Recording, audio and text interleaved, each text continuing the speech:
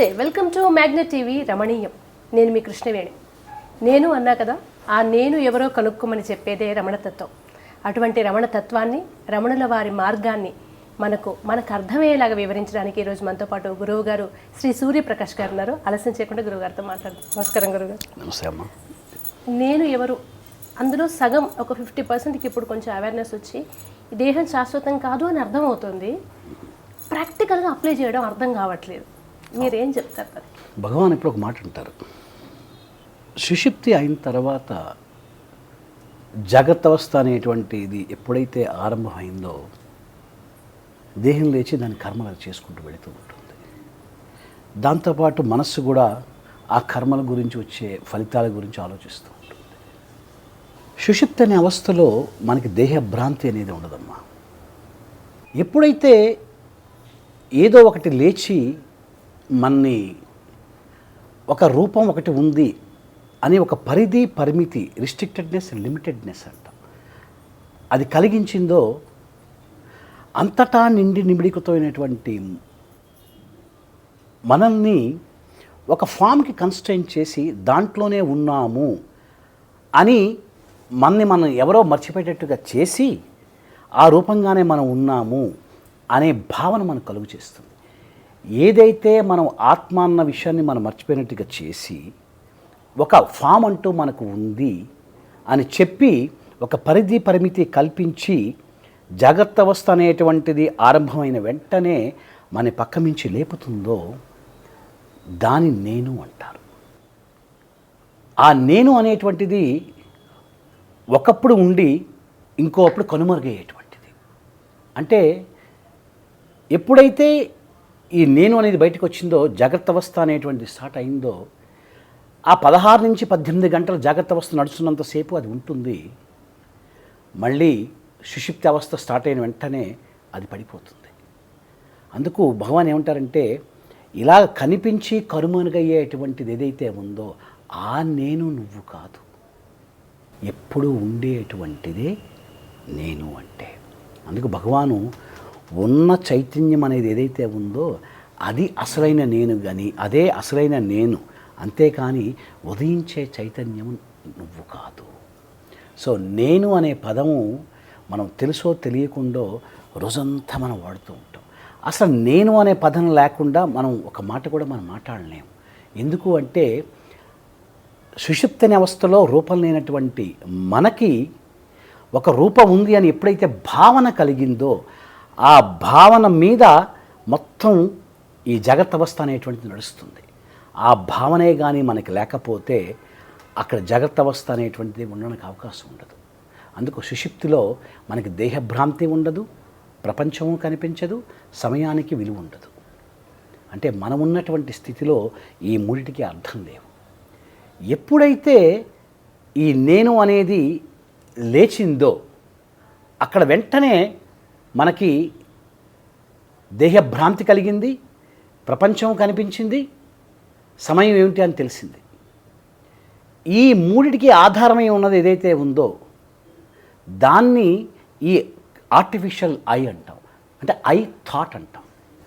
దాని మూల వృత్తి అంటారు భగవాన్.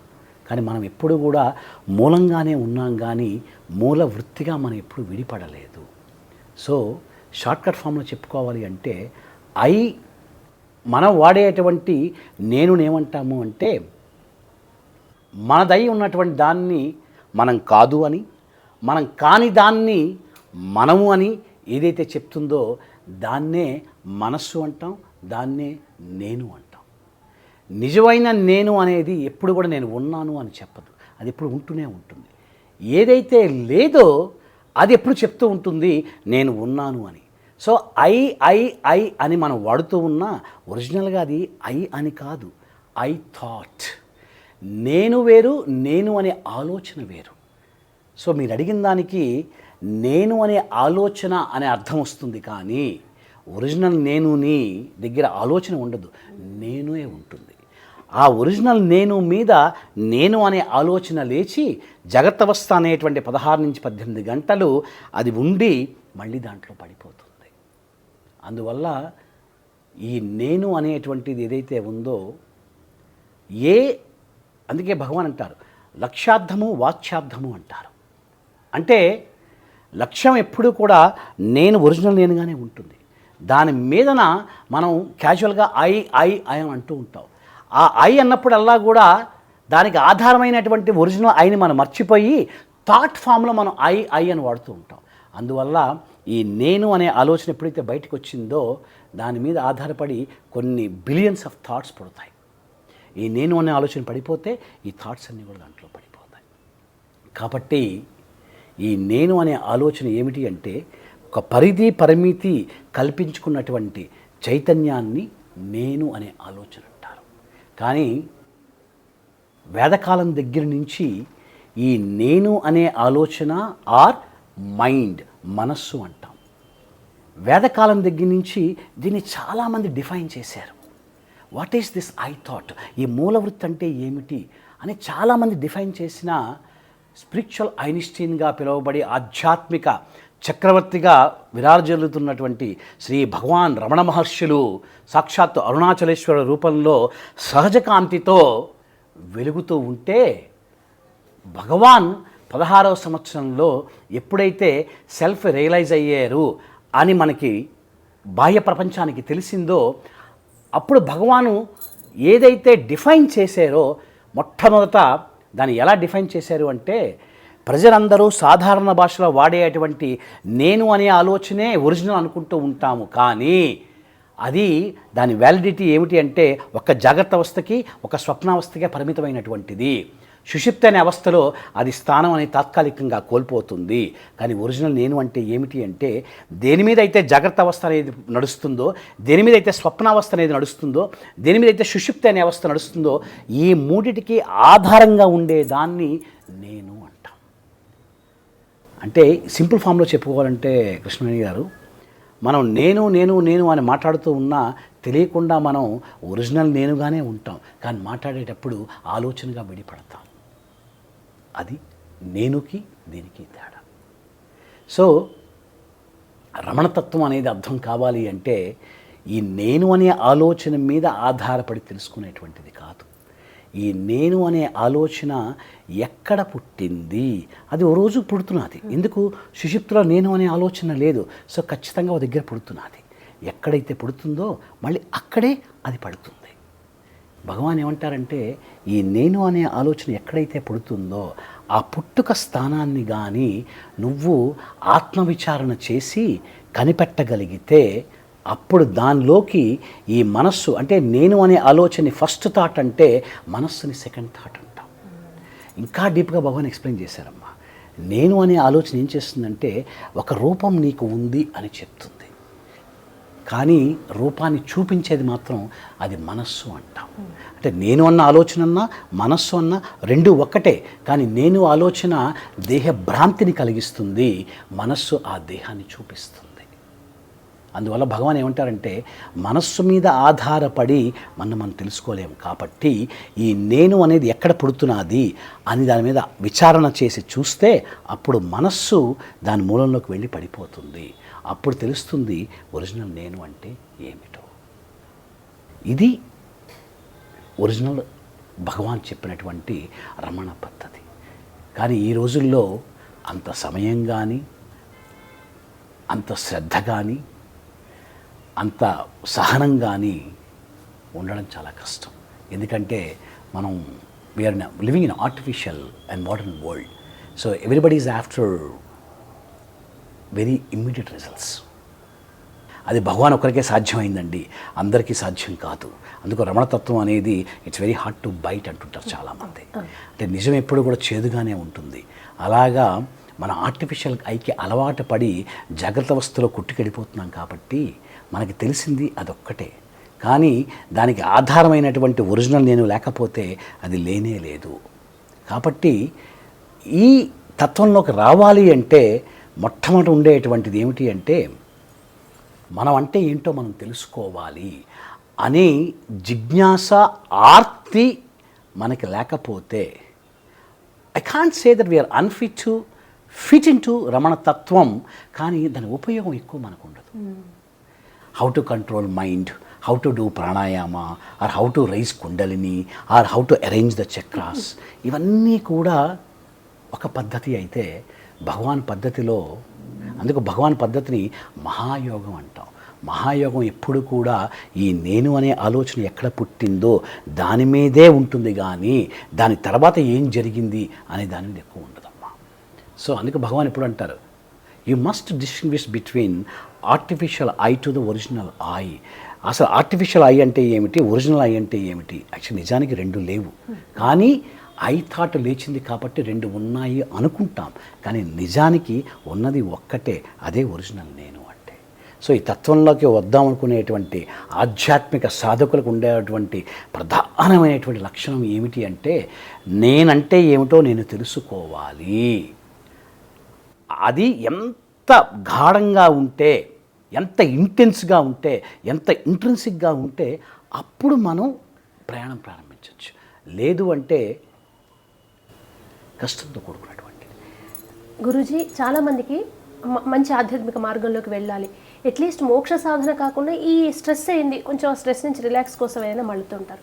బట్ పూర్వజన్మ ప్రారంభ కర్మ కొంత, పాంచభౌతికమైన శరీరం, హర్షట్ వర్గాలు, త్రిగుణాలు ఇవన్నీ కలిపి ఎంత సాత్వికంగా ఉన్నామన్న మధ్య మధ్యలో ఆహాన్ని బాగా తట్టి పైకి లేపుతూ ఉంటుంది కదా. అటువంటి సమయంలో ఈ లౌకిక ప్రపంచంలో ఉంటూనే రెస్పాన్సిబిలిటీస్ చేసుకుంటూనే ఆ ఆహాన్ని కంప్రెస్ చేయడం ఎలా? ఒకసారి జాగ్రత్త అవస్థ ఆరంభమైన తర్వాత, దేహం కర్మలు చేయడం ఆరంభించిన తర్వాత న్యాచురల్గా మైండ్ ఏం చేస్తుంది అంటే, నాకు నచ్చినట్టుగా కర్మలు జరుగుతూ ఉండాలి అనే కంటిన్యూస్గా ఆలోచనలు వస్తూ ఉంటాయి. మనసు ఆలోచించినంత మాత్రాన బాడీ చేసేటువంటి కర్మకు వచ్చే ఎండ్ రిజల్ట్ మ్యాచ్ అవ్వచ్చు, అవ్వకపోవచ్చు. ఎప్పుడైతే మనసు పెట్టిన ఆలోచన ఈ కర్మ చేసేటువంటి ఫలితానికి మ్యాచ్ అయిందో, దట్ రిజల్ట్స్ హ్యాపీనెస్. ఎప్పుడైతే మిస్ మ్యాచ్ అయిందో, దట్ రిజల్ట్స్ అన్హ్యాపీనెస్. ఇప్పుడు మీరు అన్నట్టుగా స్ట్రెస్ అంటే ఏమిటి అంటే, మనకు వచ్చినటువంటి ఆలోచన అనేది మనకు నచ్చలేదు. ఎందుకు అంటే రిజల్ట్ మనం అనుకున్నట్టుగా రాలేదు. ఎప్పుడైతే రిజల్ట్ మనం అనుకున్నట్టుగా రాలేదో, న్యాచురల్గా మనస్సు అనేది కొంత ఆందోళనకు లోనవుతుంది. ఎప్పుడైతే మనసుకు ఆందోళనకు లోనైందో, మళ్ళీ అదే మనస్సు మీద ఆధారపడి మళ్ళీ నేను హ్యాపీగా ఉండాలి అనుకుంటే అది అంత తేలిగ్గా జరిగే పని కాదు. ఎందుకు? మన నేచర్ అంటే ఏమిటి అంటే, hour nature is not thinking, hour nature is being. మన స్వభావం ఆత్మగా ఉండడం కానీ ఆలోచించడం కాదు. అంత మాత్రాన మనసు ఆలోచించకుండా ఉండలేదు. అందువల్ల ఆలోచించద్దు మనం ఇక్కడ చెప్పటం లేదు. అయితే ఆలోచించేటప్పుడు ఒక్కసారి మనం ఆలోచించాల్సింది ఏమిటి అంటే, సుషుప్త అవస్థలో ఈ ఆలోచించేవాడు లేడు, అందువల్ల నేను చాలా సుఖంగా ఉన్నాను. ఇప్పుడు ఆలోచించేవాడు ఉన్నాడు కాబట్టి నేను దుఃఖంలో ఉన్నాను అనుకుంటున్నాను. అలానే మనం ఎప్పుడు సుషుప్త అవస్థలో మనం ఉండలేము. మనం కంపల్సరీగా దేహభ్రాంతితో మనం లేస్తాం. అయితే లేచి దేహం కర్మలు చేస్తూ ఉన్నప్పుడు మన ఎక్స్పెక్టేషన్ అనేది, మన రియాక్షన్ అనేది తగ్గించుకొని యాక్సెప్టెన్స్ అనేది పెంచుకోగలిగితే ఖచ్చితంగా అది ఆధ్యాత్మికంగా ముందుకు వెళ్ళడానికి ఉపయోగపడుతుంది, మనసు పెట్టే ఆలోచన నుంచి విడిపడడానికి ఉపయోగపడుతుంది. కాబట్టి భగవాన్ ఏమంటారంటే, ఈ జాగ్రత్త అవస్థ అనేటువంటిది ఏదైతే ఉందో, ఈ జాగ్రత్త అవస్థలో దేహం కర్మలు చేస్తూ ఉన్నప్పుడు నేనే చేస్తున్నాను అనేటువంటి భావన నుంచి కొంచెం విడిపడి, ఆ దేహం ఆ సమయానికి ఆ కర్మలు అనుకున్న విధంగా అలా జరుగుతున్నాయి అన్న భావన కానీ మనలో రోజు రోజుకి పెంచగలుగుతూ ఉంటే దాన్ని ఈశ్వర అర్పిత కర్మ అంటాము, ఆర్ దైవ అర్పిత కర్మ అంటాము, ఆర్ నైమిషిక కర్మ అంటాము. ఎప్పుడైతే ఇటువంటి కర్మ చేయడానికి మనం సంసిద్ధంగా ఉన్నామో, న్యాచురల్గానే మనస్సు మీద డిపెండెన్సీ తగ్గుతూ ఉంటుంది, థాట్ని ఇగ్నోర్ చేయడం అనేది మనకు పెరుగుతూ ఉంటుంది, ఆధ్యాత్మికంగా బహిర్ముఖం నుంచి అంతర్ముఖం వెళ్ళడానికి మనకు ఉపయోగపడుతూ ఉంటుంది. ఇంత డీప్గా మనం మాట్లాడుకోపోయినా చాలా సింపుల్గా చెప్పాలి అంటే, ఎవరైతే ఏది జరిగినా నేను యాక్సెప్ట్ చేయడానికి రెడీగా ఉన్నాను అన్న గుణం అనేటువంటిది, సపోజ్ మనం ఎయిర్పోర్ట్కి వెళ్తాం, బోర్డింగ్ పాస్ తీసుకుంటాం, ఆల్మోస్ట్ మనం ఫ్లైట్ ఎక్కుతామో అనుకుంటాం, కొన్ని కారణాల వల్ల ఫ్లైట్ మిస్ అవ్వచ్చు. వెంటనే మనసు కొంత ఆందోళనకు వెళుతుంది, అరే నేను వెళ్ళాల్సినటువంటి ఫ్లైట్ మిస్ అవ్వడం వల్ల ఇంపార్టెంట్ కార్యక్రమం అటెండ్ అవ్వలేకపోతున్నాను, నెక్స్ట్ ఫ్లైట్ నాకు ఎప్పుడు దొరుకుతుందో తెలియదు, మళ్ళీ ఏం చేయాలో తెలియదు. ఆ సమయంలోని మనం ఏం చేయాలి? ఓహో, నేను ఈరోజు ఈ ఫ్లైట్ ఎక్కడానికి అవకాశం లేదన్నమాట, ఓకే నేను యాక్సెప్ట్ చేశాను. నెక్స్ట్ వెంటనే నేను ఏం చేయాలి? either I have to book a next flight or better I go home and postpone my program. అనే ఆల్టర్నేటివ్ విధంగా మనం ఆలోచించగలిగితే దాన్ని యాక్సెప్టెన్స్ అంటాం. అంటే మనం రియాక్ట్ అవుతాం, అవ్వని చెప్పటం లేదు, కానీ ఆధ్యాత్మికంగా ఉన్న వాళ్ళ రియాక్షన్ ఎలా ఉంటుంది అంటే యాక్సెప్ట్ చేసే విధానికి దగ్గరగా ఉంటుంది. ఎవరైతే స్పిరిచువల్ అంటే స్పిరిచువల్ అని కాదమ్మా, ఇక్కడ ఆధ్యాత్మికంగా అర్థం ఏమిటి అంటే, ఓహో నా దాంట్లో ఇది రాసిపెట్టి లేదు కాబట్టి నేను వెళ్ళలేకపోతున్నాను, నెక్స్ట్ ప్లానింగ్ ఏమిటి అనేది ప్లాన్ చేయొచ్చు, తప్పేమీ లేదు, కానీ దానికి ముందు యాక్సెప్ట్ చేయాలి. ఎవరైతే యాక్సెప్ట్ చేసేటువంటి నేచర్ డెవలప్ చేసుకుంటారో ఖచ్చితంగా వాళ్ళకి స్పిరిచువల్ గ్రోత్ అనేటువంటిది రోజు రోజుకి పెరుగుతూ ఉంటుంది. ఎప్పుడైతే వాడు రియాక్ట్ అవుతూ ఉంటాడో, the more you react the Farrer you go away from acceptance. So దీనికి మెయిన్ సీక్రెట్ కీ ఎక్కడ ఉంది అంటే యాక్సెప్టెన్స్ అంటారు. నువ్వు జరిగేదాన్ని ఏదైతే నీకు జరుగుతున్నదో దాన్ని తీసుకోవడానికి విధంగా నీ మనస్సుని కానీ సంసిద్ధం చేయగలిగితే అప్పుడు మనలో ఒక ఇచ్ఛాశక్తి అనేది బయటకు వస్తుంది. విల్ పవర్ అంటే ఏమిటి అంటే, నాకు నచ్చినట్టుగా కర్మ జరగాలి, రిజల్ట్ రావాలి అనుకునేది విల్ పవర్ కాదండి. రిజల్ట్ ఎలా వచ్చినా నేను యాక్సెప్ట్ చేసే విధంగా నా మనస్సు నేను తయారు చేసుకుంటున్నాను నా ఆధ్యాత్మిక శక్తితో. దాన్ని ఇచ్ఛాశక్తి అంటారు, దాన్ని విల్ పవర్ అంటారు. సో ఎప్పుడైతే ఆ విల్ పవర్ మనలో పెరుగుతూ ఉంటుందో, యాక్సెప్టెన్స్ పెరుగుతూ ఉంటుందో, దుఃఖం అనేది న్యాచురల్గా. దుఃఖం అంటే ఏంటండి? దుఃఖం అంటే ఇది ఒక థాట్. నేను పెయిన్లో ఉన్నాను, నేను సుఖంగా లేను, నా పనులు నేను అనుకునేవి నువ్వు జరగటం లేదు, దానివల్ల మనసు ఆందోళనకు లోనవుతున్నది, ఆలోచనలు పెరుగుతున్నది అన్న భావనే మన దుఃఖానికి దారితీస్తుంది. What is basically a pain? A pain is or misery is nothing but a thought. కాదు, అది ఒక ఆలోచనే కదా. ఆ ఆలోచన రావడానికి కారణం ఏమిటి? నువ్వు రియాక్ట్ అయ్యావు కాబట్టి. అదే నువ్వు యాక్సెప్ట్ చేస్తే అయినా పెయిన్ ఉంటుంది, కానీ అంత తీవ్రంగా ఉండదు. The intensity will be less. So ఎంత మనం ఈ యాక్సెప్ట్ చేయడానికి అలవాటు పడుతూ ఉంటామో పెయిన్ అనేది అంత తగ్గించుకుంటూ ఉండొచ్చు.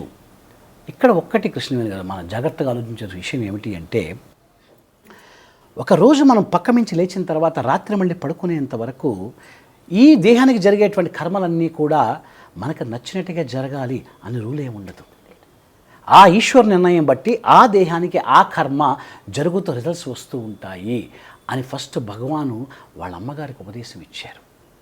ఎప్పుడైతే దేహం అనేటువంటిది నిర్ణయించబడేటువంటి కర్మ చేస్తూ ఫలితం ఆ విధంగా వస్తుంది అన్న ఫస్ట్ రూల్ కానీ మనం పట్టుకోగలిగితే, అంటే చాలామంది అంటారు అలా అయితే మనం చేయడానికి ఏముందండి, దేహం అటు కర్మ చేసుకుని వెళ్ళిపోతూ ఉంటే ఇంకా మన చేతుల్లో ఏముంది, మనం నచ్చినప్పుడు చేయొచ్చు కదా. అది మళ్ళీ ఒక ఆలోచన. ఆలోచనతో భగవాన్ మెసేజ్ మనం తీసుకోకూడదు. ఆలోచనతో భగవాన్ మెసేజ్ని మనం చేయకూడదు. మనం భగవాన్ మెసేజ్ని ఎలా తీసుకోవాలి అంటే ఆలోచనకి అన్యంగా ఉండి తీసుకోవాలి. అంటే దాని అంతర్ముఖం అంటాం.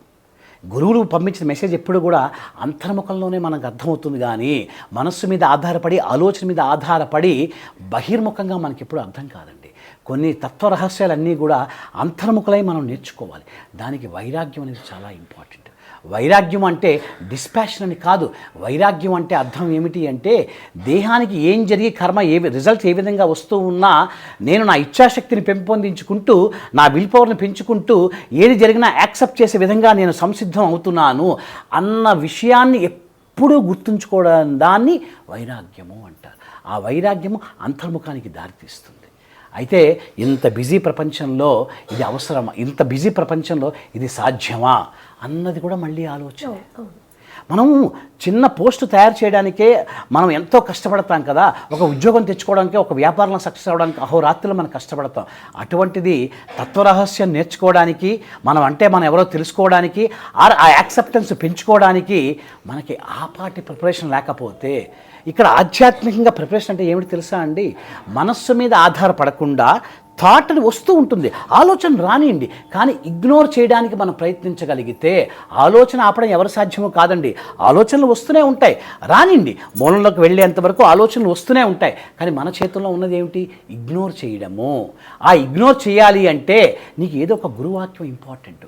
ఆ గురువాక్యాన్ని పట్టుకొని విత్ రెస్పెక్ట్ టు దట్ ఈ థాట్స్ మనం ఇగ్నోర్ చేస్తూ ఉండొచ్చు. సో మరొకసారి మీరు అడిగిన ప్రశ్నకి వన్ స్ట్రైట్ ఫార్వర్డ్ ఆన్సర్ ఏమిటి అంటే యాక్సెప్టెన్స్. ఆ గుణం మనం ఎంత పెంచుకోగలిగితే పెయిన్ అంత తగ్గుతూ ఉంటుంది. ఇక ఆధ్యాత్మిక మార్గంలో ఉన్నతంగా వెళ్ళిన తర్వాత కూడా ఒక సాత్విక అహం ఆవరిస్తూ ఉంటుంది. అంటే ఏ సాధన చేసేవాళ్ళైనా కొన్ని అతీతమైన శక్తులు నిద్రాణంగా జాగృతంగా ఉండి నిద్రలేచే సందర్భంలో కొన్ని మహిమలు కొన్ని వాళ్ళకు సిద్ధిస్తూ ఉంటాయి. అటువంటి వారు ఏంటంటే హీలింగ్ పవర్, మేము ఏమైనా చేయగలుగుతామని ప్రదర్శించే కార్యక్రమంలో కొంతమంది ఏం ప్రశ్నిస్తారంటే, రమణులు అంత భగవానులైతే ఆయనకు వచ్చిన వ్రణాన్ని ఆయన నయం చేసుకోలేకపోయారా అనే ప్రశ్నని చాలామంది భగవంతుని నమ్మని వారు అడుగుతూ ఉంటారు. కానీ అన్నీ దాటిన వారికి ఇది కూడా దీంతో పాటు పోయేదే అనేది ఒకటి ఉంటుంది. ఈ ప్రశ్నకు అంటే చాలామంది భగవతత్వం తెలియని వారు ఆయన వ్రణాన్ని ఆయన ఎందుకు నయం చేసుకోలేకపోయారు అనే దానికి తాత్వికంగా మీరు చెప్పే సమాధానం. దీన్ని మనం ఏ కోణంలో చూస్తున్నాము అనేది చాలా ప్రధానమైన అంశం. మనకి దేహభ్రాంతి కలిగిన తర్వాత, మనం దేహము అనుకున్న తర్వాత, నేను ఈ బాడీలోనే ఉన్నాను అనుకున్న తర్వాతే ఇంకో బాడీ మనకి కనిపిస్తుంది. సుషుప్త అవస్థలో ఇద్దరు పక్కపక్కనే పడుకున్నా మనం ఎవరితో పడుకున్నామో ఎంతసేపు పడుకున్నామో మనకి తెలియదు. ఇది అవస్థాత్రయానికి సంబంధించినటువంటి ప్రశ్న అమ్మ. జాగ్రత్త అవస్థలో మనం దేహం అనుకున్నాం కాబట్టి ఇంకొక బాడీ మనకు కనిపిస్తున్నది. కానీ జ్ఞాని స్థితి ఏమిటి అంటే అవస్థాత్రయాన్ని దాటిన వారు అంటారు. అంటే జాగ్రత్త అవస్థ లేదు, స్వప్నావస్థ లేదు, సుషుప్తైన అవస్థ లేదు. ఎవరైతే భగవంతుని నమ్మని వాళ్ళు అవ్వచ్చు, భగవంతుని నమ్మే వాళ్ళు అవ్వచ్చు, నిజంగా అతను జ్ఞానం అయితే అతను ఎందుకు దాన్ని తగ్గించుకోలేదు? అది ఎలా ఉంటుంది అంటే ఆ ప్రశ్న, జాగ్రత్త అవస్థ అనేటువంటి 16 గంటల్లో ఎవరైతే ఈ ప్రశ్న వాళ్ళకి వచ్చిందో వాళ్ళు నేను దేహానికి మాత్రమే పరిమితుల్ని అనేటువంటి భావనతో వాళ్ళు ఉన్నారో వాళ్ళ నుంచి వచ్చినటువంటి క్వశ్చన్ ఇది. అవును. సో అది జాగ్రత్త అవస్థకి సంబంధించినటువంటి ప్రశ్న. ఇదే వ్యక్తి సుషుప్తిలో గాఢ నిద్రలో ఉంటే ఎందుకు అతను దాన్ని తగ్గించుకోలేదు అనే ప్రశ్న వస్తుందా? ఎందుకు? అవస్థాత్రయంలోని సుషుప్తి అనేటువంటి అవస్థలో ఉన్నాం కాబట్టి ఆ ప్రశ్న రాదు. అంటే దీన్ని ఏ కోణంలో మనం చూడాలి అంటే, జాగ్రత్త అవస్థ అనేటువంటి అవస్థలో జ్ఞానికి దేహభ్రాంతి అనేటువంటిది ఉండదండి. జ్ఞానం అంటే ఎవరంటారు? నేను అంతటా ఉన్నాను ఆ దేహంతో సహా. భగవాన్ ఒక మాట అంటారు, సుషుప్తి అనే అవస్థలో దేహం కనిపించటం లేదు, ప్రపంచం కనిపించటం లేదు. జాగ్రత్త అవస్థలో దేహం కనిపిస్తున్నది, ప్రపంచం కనిపిస్తున్నది. సుషుప్తిలోనూ ఉన్నావు, జాగ్రత్త అవస్థలోనూ ఉన్నావు. తేడా ఏమిటి? ఒకప్పుడు దేహము ప్రపంచం కనిపిస్తున్నాయి, ఇంకోప్పుడు దేహము ప్రపంచం కనిపించడం లేదు. ఆ దేహం కనిపిస్తేనేంటి, కనిపించకపోతేనేమిటి? నువ్వు ఉన్న స్థితిలో మార్పు ఏమీ లేదు కదా. అటువంటప్పుడు వీళ్ళు అడిగిన ప్రశ్న దేహం కనిపించిన తర్వాత అడిగేటువంటి ప్రశ్న. కానీ జ్ఞాని స్థితిలో దేహం కనిపించినా కనిపించకపోయినా తేడా ఏమీ ఉండదు. కానీ ఆ స్థితి అర్థం చేసుకోవాలి అంటే ఈ అవస్థాత్రయాన్ని దాటాలి. సో మనం 2024లో మాట్లాడుతున్నాం. సెల్ఫ్ రియలైజేషన్ అనేటువంటిది it is not everybody's cup of tea అండి. అలాగే ప్రశ్న రాకూడదు అని చెప్పటం లేదు. కానీ ప్రశ్న అడిగేటప్పుడు మనం ఏ స్థితిలో ఉండి ప్రశ్న అడుగుతున్నాం, ప్రశ్న ఎవరి గురించి అయితే అడుగుతున్నామో ఆ స్థితి ఏమిటి? సపోజు ఇద్దరు పక్కపక్కనే పడుకున్నారండి. ఒకతనికి కళ్ళలో ఒక పులి వచ్చింది. చాలా భయంతో కేకలు పెడుతూ సడన్గా లేచాడు. పక్కవాడు కూడా ఏమిటి వీడు ఇలా లేచాడని వీడు కూడా లేచాడు. ఎందుకు అలా అరిస్తే ఏమైంది? పులిని చూశాను, చాలా భయంగా ఉంది. ఇంట్లోని తలుపులు వేస్తున్నాయి, బెడ్రూమ్ తలుపులు వేస్తున్నాయి, లైట్లు ఆపేస్తున్నాయి, చీమ కూడా రావడానికి అవకాశం లేనటువంటి పరిస్థితుల్లో ఒక పులి అనేది ఆ రూమ్లోకి ఎలా వస్తుంది అని ఎవరికైతే కల రాలేదో వాడు ఆలోచిస్తున్నాడు. కళ ఎవరికైతే వచ్చిందో వాడికి ఎక్స్పీరియన్స్లో పులిని కంపల్సరీ చూశాడు. సో వీడు చూసినటువంటి పులి ఎక్కడి నుంచి చూశాడు, వీడి భయానికి ఆ పులి ఎందుకు కారణమైంది అన్న విషయము ఎవడైతే కలగలేదో వాడి పక్కనే అదే బెడ్ మీద పడుకున్నాడో వీడికి ఎందుకు భయం కలగలేదు, వీడు ఎందుకు పులిని చూడలేదు. అంటే ఒకటే బెడ్ మీద ఇద్దరు పడుకుంటే వీడికి స్వప్నావస్థలో పులి కనిపించింది కాబట్టి వీడి భయంతో లేచాడు. వీడికి ఆ స్వప్నంలో పులి కనిపించలేదు కాబట్టి, వీడికి స్వప్నమే రాలేదు కాబట్టి వీడికి భయం కలగలేదు. ఇప్పుడు చెప్పండి మీరు, వీడు పులి అని ఏదైతే చూసి భయపడుతూ లేచాడో అది స్వప్న అనేటువంటి అవస్థకు సంబంధించినది. That relates to dreaming state. కానీ వీడే స్థితిలో ఉన్నాడు, సుషుప్తి అనే స్థితిలో ఉన్నాడు. ఇప్పుడు ఇద్దరూ మాట్లాడుకుంటున్నారు. ఎక్కడ? లేచిన తర్వాత, అంటే జాగ్రత్త అవస్థలో మాట్లాడుకుంటున్నారు. ఇక్కడ విషయం ఏమిటి అంటే మనం ఎప్పుడు కూడా ఇంత డీప్గా వెళ్ళామండి. మనం ఎప్పుడు కూడా మనకు తెలిసిన ఒక జాగ్రత్త అవస్థే అని చెప్పి దాంట్లోనే ప్రశ్న మనం వేస్తూ ఉంటాం. కానీ స్వప్నావస్థ అనేది ఒకటి ఉంది, సుషుప్తి అనేది అవస్థ ఒకటి ఉంది. ఈ మూడు అవస్థాత్రయము దాటినటువంటి స్థితి కూడా తురీయము అని పిలువబడే ఒకటి ఉంది. సో జ్ఞాని ఆ తురీయాతి తురీయానికి సంబంధించిన స్థితిలో ఉంటారు. కాబట్టి ప్రశ్న అడిగిన వాళ్ళు, అనుమానం ఉన్న వాళ్ళ తాలూకా మానసిక స్థితి అనేటువంటిది పరిమితి కల్పించుకున్నటువంటి ఒక దేహానికే మాత్రమే పరిమితమైనటువంటి ఒక జాగ్రత్త అవస్థ అనేటువంటి దానికి సంబంధించినటువంటి అంశం. వీడి దేహం అనుకున్నాడు కాబట్టి మహర్షి కూడా దేహ రూపంలో కనిపించారు కాబట్టి ఆ మహర్షికి ఆ వ్రణం అనేది వచ్చింది. అది తప్పేమీ లేదు. కానీ నువ్వు ఎలా అయితే ఆలోచిస్తున్నావో దేహపరంగా, నువ్వు ఏదైతే మనిషిని దేహంగా చూస్తున్నావో అతనికి కూడా అదే దేహ భ్రాంతి అక్కడ ఉందా లేదా అన్న విషయం నీకు బోధపడాలి. అంటే ఇప్పుడు మూన్ మీద జరుగుతుందండి, మార్స్ మీద ఏదో జరుగుతూ ఉంటుంది, ఇక్కడి నుంచి వీడికి కనిపిస్తుందా? ఆ నాసా వాళ్ళు వెళ్ళి అది రిలీజ్ చేసి ఆ వీడియో పంపిస్తే అప్పుడు దాన్ని మనం అర్థం చేసుకుంటాం. అంత మాత్రం వీడు ఏమైనా మూన్ మీదకి వెళ్ళాడా, మార్స్ మీదకి వెళ్ళాడా? వెళ్ళలేదు కదా. ఆ వీడియో బట్టే వాడు మాట్లాడుతున్నాడు. ఇక్కడ ఉండేటువంటి విశ్వాంతరాలలోని ఒక గ్రహం గురించే నీకు తెలియదే. జ్ఞాని అంటే ఏమిటి? విశ్వాంతరాలు దాటినాడు అంటే ఎక్కడైతే ఏమీ జరగటం లేదో ఆ స్థితి ఈ స్థితి నుంచి మనం అర్థం చేసుకునేటువంటిది కాదు. So to cut the story and to say simple answer, ఇది అవస్థ త్రయానికి సంబంధించినటువంటి ఆన్సర్ అండి. మనం మెటీరియల్గా చాలా చెప్పుకోవచ్చు. మెటీరియల్గా మనం చాలా భగవాన్ తాలూకు సిస్టరే వెళ్ళి, అన్నయ్య ఎంతోమందికి ఎన్నో మీరు చేశారు, మీ శరీరానికే అది వచ్చింది, దయచేసి దాన్ని మీరు చూజ్ చేసుకోలేరా అంటే భగవాన్ ఏమన్నారు? ఓహో, నువ్వు చెప్తే కానీ ఇక్కడ ఒక దేహం ఉంది, ఆ దేహానికి ఒక పుండు ఉంది అన్న విషయం నాకు తెలియలేదు. అంటే నీ గురించి ఈ రెండు ఆలోచనలు నేను ఇప్పుడు ఎంటర్టైన్ చేసుకొని మూడో ఆలోచనతో దీన్ని తగ్గించుకోవాలి అనే మూడు ఆలోచనలు పుట్టడానికి ఆధారభూతమైనటువంటి మనస్సు నాకు లేదమ్మా. నీకేదో ఆందోళన కలిగిందని చెప్పి ఇది నేను తగ్గించుకోవాలి అనేటువంటి సంకల్పం నేను సృష్టించుకోవడానికి నా మనస్సు అక్కడ లేదు అన్న విషయం నీకు బోధపడాలి. అంటే నేను ఆలోచనతో చెప్పలేను, నీకు ఆలోచన ఉంటే కానీ అర్థం కాదు. కాబట్టి ఇది ఎప్పటికీ కూడా జరగనటువంటి అంశం. అందువల్ల ఇది తర్కవాదానికే దారితీస్తుంది. కానీ ఇది హృదయంలో ఉంటూ అర్థం చేసుకోవాల్సిన విషయం. కానీ దాని నుంచి బయటకు వచ్చినటువంటి మనస్సు ద్వారా పుట్టినటువంటి ఆలోచన ద్వారా దేహభ్రాంతి కలిగిన తర్వాత నువ్వు దేహం అనుకొని ఇంకో దేహానికి ఏదో జరిగింది అని నువ్వు ఒక ఆలోచనకి వచ్చినంత మాత్రాన నిన్ను సాటిస్ఫై చేయాలి అంటే అది జరగని పని. అంటే సమాధానం చెప్పడానికి ఇష్టం లేక దాటవేస్తున్నారా అన్న ఆలోచన కూడా మళ్ళీ వెంటనే ఆ మనిషికి పుట్టిస్తుంది. కాబట్టి ఇటువంటి వాటికి ఎంత దూరంగా ఉంటే ఆధ్యాత్మికంగా అంత లోపలికి మనం వెళ్ళగలం. తర్వాత గురూజీ, ఇప్పుడు మీరు నాతో మాట్లాడుతున్నారు, మనం అంతా కలిసి ఆడియన్స్కి ఎక్స్ప్లెయిన్ చేసి ఇదంతా ఒక కమ్యూనికేషన్, వాక్, తెలుగు వారికి తెలుగులో, అన్ని భాషల వాళ్ళకి అన్ని భాషలు. కానీ భగవాన్ రమణులు తన మౌనంతో విశ్వానికి ఒక సందేశాన్ని ఇచ్చారు. అనేక మూగజీవులు వస్తే వాటితో కమ్యూనికేట్ అయ్యి ఆయన చూసి వాటికి అర్థమైనట్టుగా అవి వెళ్ళిన ఎన్నో అంశాలు మనం చదువుతూ నేర్చుకున్నాం. మౌనంతో కమ్యూనికేషన్ అనేది ఏ స్థాయి వరకు వెళితే కానీ అది మనలాంటి వాళ్ళ అనుభూతి చెందగలుగుతాం? ఓకే, ఇక్కడ మౌనం అంటే ఫస్ట్ మనం తెలుసుకోవాలి. మౌనం అంటే మాట్లాడకుండా ఉండడమా? మౌనము అంటే ఆలోచన లేకుండా ఉండడమా? మౌనము అంటే ఈ సైలెన్స్ని మౌనం అంటారా? మౌనం అంటే ఏమిటి? ఆ మౌనం అనే పదం is the derived from the mind in the form of a thought or ఇంకేమైనా ఉందా? మాట్లాడకుండా ఉండేదాన్ని మౌనం అని చాలామంది అనుకుంటూ ఉంటారు. ఆర్ డీప్ సైలెన్స్ని మౌనం అని అనుకుంటూ ఉంటారు. మౌనం అంటే ఏమిటి అంటే మనస్సు అనేది ఎక్కడ లేదో దాన్ని మౌనం అంటారు. మనస్సు ఉంటే దేహం ఉంది, మనస్సు ఉంటే ప్రపంచం ఉంది. మనస్సు లేకపోతే దేహము లేదు, ప్రపంచము లేదు. అది సుషుప్త అవస్థలో ప్రతి మనిషి కూడా అనుభవిస్తూ ఉంటాడు. దానికి పుస్తకం చదవక్కర్లేదు, ఏ గురువు దగ్గరికి వెళ్ళక్కర్లేదు.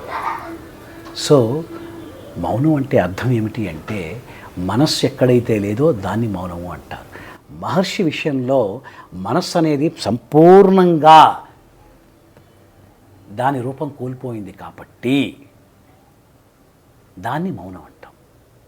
సో ఆ మౌనం అనే దగ్గర దానికి అన్యంగా ఏది ఉండదండి. ఆ మౌనం దగ్గర దానికి అన్యంగా ఏది ఉండదు. కాబట్టి అది జంతువైనా కావచ్చు, మనిషి అయినా కావచ్చు, రాయైనా కావచ్చు, లేదా ఒక బుష్ అయినా కావచ్చు, ఏదైనా కావచ్చు. ఈ రూపాలన్నీ కూడా జ్ఞాని దృష్టిలో ఎలా కనిపిస్తాయంటే తనకు అన్యంగా ఉన్నాయి అన్న భావన అనేది ఉండదు. ఇది మళ్ళీ ఎందుకు చెప్తున్నామంటే ఒక జ్ఞాని గురించి మనం మాట్లాడుకోవడానికి ప్రయత్నిస్తున్నాం. అవస్థాత్రయాన్ని దాటినటువంటి వారు, నేను అనే ఆలోచన లేనివారు, హృదయంగా ఎస్టాబ్లిష్ అయిన వారు, అతను తప్ప ఇంకా ఏదీ లేదు అనేటువంటి భావనలో ఉన్నవాళ్ళు. ఆ స్థితి గురించి జాగ్రత్త అవస్థలో ఇద్దరు మనుషులు కూర్చొని మనసు పెట్టిన ఆలోచన ద్వారా అర్థం చేసుకోవడానికి ప్రయత్నిస్తూ ఇంతమంది ప్రేక్షకులకు మనం చెప్పడానికి ప్రయత్నిస్తున్నాము అంటే అది జరగని పని అని కాదు. కానీ కొంతమందికి నచ్చుతుంది, కొంతమందికి నచ్చదు. సో మీరు అడిగిన ప్రశ్నకు సమాధానం ఏమిటి అంటే, భగవాన్ మౌనం అనేది ఏమిటి అంటే ఇట్స్ ఎ కంటిన్యూస్ టాక్. మౌనం అంటే ఏమిటి అంటే అది ఒక అమృత ధార. It's a continuous talk. మనం మాట్లాడుతున్నప్పుడు మాట్లాడుతున్నాం అంటాం, మాట్లాడడం ఆపేస్తే మాట్లాడడం ఆపేస్తారండి అంటాం. కానీ మౌనంలో ఆగడం అనేది ఉండదు. 24/7 × 365 అది నడుస్తూనే ఉంటుంది. అది నిరంతర ప్రవాహం. సో ఆ మౌనంలో భగవాన్ మాట్లాడారు అంటే అర్థం ఏమిటి అంటే తనకంటే అన్యంగా ఎవరూ లేరు మాట్లాడడానికి. సపోజు ఒక ఫైర్ ఉందనుకోండి, 2 గుణాలు ఉంటాయి. అది కాంతిని ఇస్తుంది, వేడి ఇస్తుంది. వెలుగు కావాల్సిన వాళ్ళు వెలుగు తీసుకుంటారు, చీకట్లో ఉన్నవాళ్ళు. చలి కావాల్సిన వాళ్ళు వేడి తీసుకుంటారు. అలాగే జ్ఞాని కూడా 2 ఉంటాయి. జ్ఞాని మౌనంలో ఉంటూ ఉంటారు, ఆ మౌనంలోని విశ్వానికి సందేశం ఇస్తూ ఉంటారు. అది కావాల్సిన వాళ్ళు తీసుకుంటూ ఉంటారు. ఆ స్థితి ఎలా పొందాలి అనుకునే వాళ్ళకి ఆ ఆధ్యాత్మిక శక్తి తరంగాలు ప్రవహిస్తూనే ఉంటాయి. అది తీసుకొని ఆ మార్గాన్ని అవలంబిస్తూ అక్కడికి ఎలా చేరాలా అనుకునే వాళ్ళు కూడా ఉంటారు. సో మౌనోపదేశం అంటే అర్థం ఏమిటి అంటే నేను అనే ఆలోచన ఎక్కడైతే పుట్టలేదో అక్కడి నుంచి కంటిన్యూస్గా మాట్లాడడాన్ని మౌనము అంటారు. కానీ మనకి తెలిసినటువంటి లాంగ్వేజ్లో మౌనం అంటే సైలెన్స్ని అబ్జర్వ్ చేయడం, ఇవన్నీ అంటూ ఉంటాం. సో మరొకసారి అంటే ఇట్స్ వెరీ డీప్ క్వశ్చన్ అండి. ఎందుకు చాలా డీపర్ క్వశ్చన్ అంటున్నానంటే మనం ఏ ప్రశ్న మనం అడిగినా, ఏ సమాధానం మనం కోరుకుంటూ ఉన్నా ప్రతి దానికి కూడా ఈ మనస్సు పెట్టిన ఆలోచనతోనే మనం సాటిస్ఫై అవుతూ ఉంటాం. కానీ నిజమైనటువంటి సాటిస్ఫాక్షన్ ఎప్పుడు వస్తుంది అంటే మనోపరిధి దాటిన తర్వాత మనకు కలుగుతుంది. అందువల్ల కొన్నిసార్లు కొన్ని ఆన్సర్స్ మనకి చాలా హ్యాపీగా అనిపిస్తాయి, కొన్ని ఆన్సర్స్ మనకు నచ్చవు. కానీ మనకు నచ్చినంత మాత్రాన ట్రూత్ ఎప్పుడు మారిపోదు. సత్యం ఎప్పుడు సత్యంగానే ఉంటుంది. కానీ ఆ స్థితి పొందేంత వరకు అది చేదుగానే ఉంటుంది. బాగానే ఉంది కానీ అనుకున్నామని కానీ ఇది ఎందుకో నాకు సూట్ అవ్వట్లేదండి. నువ్వెవరు నిర్ణయించడానికి సత్యాన్ని? మనం ఎవరు నిర్ణయించడానికి? సత్యం అంటే సత్యమే. Truth is the truth. Fire అంటే ఫైరేనండి. నాకు పెద్ద నమ్మకం లేదండి, కాలుస్తుంది అంటున్నారు కానీ ఐ డోంట్ బిలీవ్. వెళ్ళి పుట్టుకో తెలుస్తుంది. ఫైర్ కాలుస్తుంది అనడానికి నమ్మకంతో పని లేదు, అది సత్యం. అది బట్ నువ్వు ఎక్స్పీరియన్స్ అయితే నీకు తెలుస్తుంది. అలాగే జ్ఞాని స్థితి కూడా ఫైర్ లాంటిదే. నువ్వు ఎంత దూరంగా ఉండి కామెంట్ చేస్తూ ఉంటే నీకు మనసు మీద నువ్వు అలా ఆధారపడి చేస్తూ ఉంటావు. దగ్గరికి వెళ్తే తెలుస్తూ ఉంటుంది జ్ఞాని స్థితి అంటే ఏమిటో. అందువల్ల ఫైర్ ఎలా అయితే చలి కాచుకోవచ్చు, వేడినిచ్చి, అలాగే చీకట్లో ఉన్న కాంతినిస్తుందో జ్ఞాని కూడా వెలుగు పంచుతూ ఉంటారు. తను ఏదైతే మార్గంలోకి వెళ్ళి ఆ స్థితి పొందారో దాన్ని కూడా బోధిస్తూ ఉంటారు. ఇది అన్నమాట. సో మౌనంలోని విశ్వాన్ని మొత్తానికి మెసేజ్ పంపించారు. అర్థం ఏమిటి అంటే ఆ విశ్వానికి ఆధారంగా ఉన్నది జ్ఞానే. అతని మీదే అంతా నడుస్తుంది. కానీ అతనికి ఎప్పుడు కూడా విశ్వానికి నేను ఆధారము అనే భావన ఉండదు. అందుకు భగవాన్ అంటారు, ఈ విశ్వాంతరాళాలు మనుష్యులు, వస్తువులు, భావనలు, సంఘటనలు ఇవన్నీ కేవలం ఆ శుద్ధ చైతన్యం మీద కదిలే బొమ్మలే. ఆ శుద్ధ చైతన్యం ఒక్కటే సత్యము, నిత్యము. ఈ నేమ్స్ అండ్ ఫామ్స్ అవి డిసపియర్ అవుతాయి అంటారు. చాలామంది మనకు మనసులో ఒక ఆలోచన తర్వాత ఒకటి ఎంత కంట్రోల్ చేసుకుందామన్నా చేసుకోలేము, ఇంకా అది దాడి చేసినట్టుగా ఉంటుంది. అటువంటి వాళ్ళ మనసును, ఆ ఆలోచనల్ని కంట్రోల్ చేయడానికి రమణుల వారు చెప్పిన మార్గం ఏంటి? భగవాన్ బ్యూటీ ఏంటంటేనండి, ఎవ్వరు ఏ స్థితిలో వచ్చినా వాళ్ళని యాక్సెప్ట్ చేసేవారు భగవాన్. నువ్వు ఈ పాత్రలో లేవు, నువ్వు ఇక్కడికి రావద్దు, లేదా ఈ పాత్ర చాలా కష్టము, నువ్వు ఇక్కడ రావద్దు అని ఎప్పుడు అనేవారు కాదు. ఎవరు ఏ స్థితిలో వచ్చినా వాళ్ళని యాక్సెప్ట్ చేసి అక్కడి నుంచి వాళ్ళని టర్న్ చేసేవారు. అలా ఇప్పుడు మీరు అడిగిన ప్రశ్న సమాధానం, ఆలోచన తగ్గాలి అంటే దానికి 2 మార్గాలు ఉంటాయండి.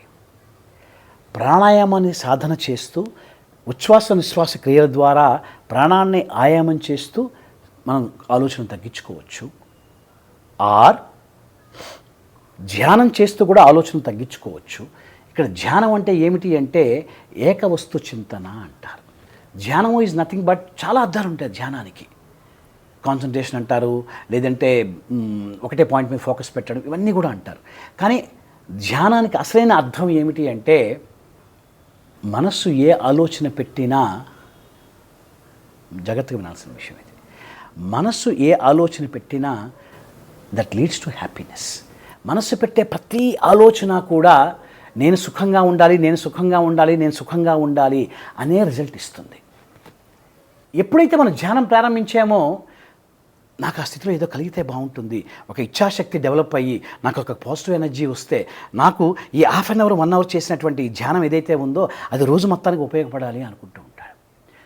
ఆలోచన ప్రవాహం తగ్గడానికి శ్వాస నియమం ద్వారా ఆలోచన ప్రవాహాన్ని తగ్గించుకోవచ్చు, ధ్యానం ద్వారా కూడా తగ్గించుకోవచ్చు.